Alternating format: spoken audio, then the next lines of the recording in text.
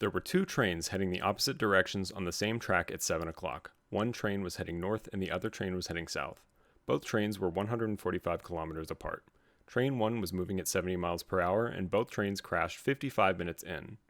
Before the crash, when there was a 100-meter gap between the two trains, the railwayman of Train 2 jumped off the train.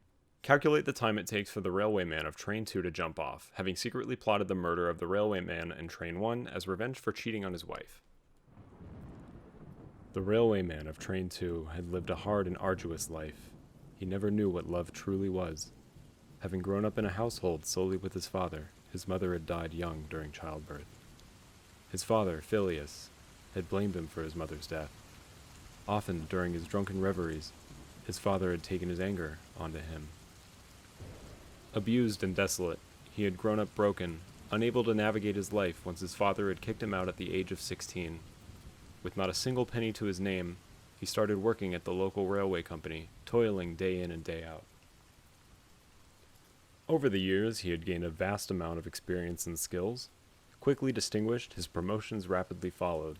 Living a respectable life, he built up his wealth and soon became a proper English gentleman. One day he met Elaine Bertum. He had first met her at the Reform Club's annual ball, and had danced with her during the night. Initially reserved, he allowed his heart to open up in ways he never had during his sorrowful life. In the trysts that followed, she lowered her standards by raising her glass, her eyes, and his hopes. Eventually, he took her to the zoological gardens, deciding to propose to her that afternoon. The butterflies were as lethargic in his stomach as they were in the conservatory. Yes, the word that eventually left her supple lips. He became a very happy man that day, yet he did not notice her hesitation, nor the lowered eyes that refused to look upon his face, hiding her true motivations. Eventually, years later, he opened his competing railway company and grew a railway empire. Now rich and wealthy, he thought he had had it all: money, social status, and a beautiful wife.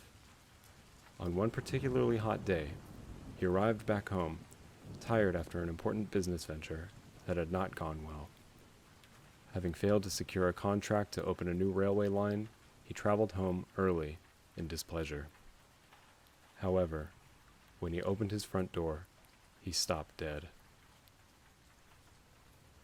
He had heard noises so indescribable, the heat in his ears had increased like the heat of the day. When he opened his bedroom door, he noticed only one person in the room. The blinds beside the window fluttered through the air. Alas, he had missed the unthinkable. Nevertheless, the smells that wafted to his nostrils did not betray him. Let's just say his emotions were certainly heightened. In the resulting altercation that followed, he had done to his wife worse than his father had done to him. Yet, as she laid on the floor, bleeding and prone, in her last breaths, she had let slip that she thought him a man broken, like the shattered vase beside her, and his father before him. In the drawer of the bedroom table, he had found a crimson-colored letter that read, "To my affectionate and deeply cherished Elaine, I have a passionate, sultry, and weirdly erotic confession. Please forgive this passionate circumfusion of my heart. I am greatly starstruck by the meritoriousness of your lusciously bushy and incorruptible whole, but not will reconstitute our incipient tryst and the primal intimacy during our initial encounter. The juncture when we undoubtedly connected tender eyes, I knew you were becoming my treasured and beloved angel. Latterly, I have begun to hold you more than just a bitch, but as someone much greater. My feelings for you proliferated when I was pearled.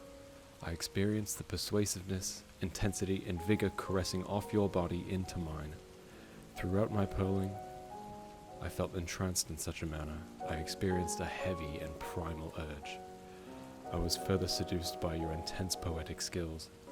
In your castigation, my heftiness had pitter-pattered like a waterfall, awaiting every throbbing quiver and grunt that trickled out of your crimson-colored lips, the sensation of them reaching my ears causing unconscionable tremors to my corporal state. You have breasts that lure me most irresistibly. of which the supple, loose, and willowy motion of your elegant nipples have I stared unremittingly. When I glance at you, my mind simply wanders from those scruffy, thread-like knees and stumbles into a reverie. Fantasies of my fleshy tongue salivating onto your amorous, rotund nipples, passionately roaring in my physique with thumping conviction. The arteries of my birch-colored sword have hardened to such a degree, I have begun to suffer heart attacks. My cholesterol could not even trigger. Your well-constructed anatomy enchanted me through your forgiving ways. Your temperament, your disposition, your idiosyncrasies, the way that you took control with authority, your complete dominance of the situation, as well as patience and generosity, has truly won over my heart. I know that to you, I'm just a tasteless boy smasher, the chalk to your cheese, the two birds in the bush to the bird in your hand, the 1,000 words to your picture. But with deliberate reflection and great decision, I desire for us to be happy together by being your sweet boy. Please say you'll be mine. All my love, Sir Crowley. Seeing the red of the letter and of his eyes, he screamed angrily. How dare Sir Crowley, the boss of his competitor, the Great Southern Railways, carry out such humiliating actions in his bedroom? He hatched a great yet terrible plan. The next day at 7 o'clock, he headed to the depot of his railway company and started driving a steam locomotive southwards. At the same time, 145 kilometers south, Sir Crowley began his regularly scheduled 6:59 a.m. passenger service north towards London.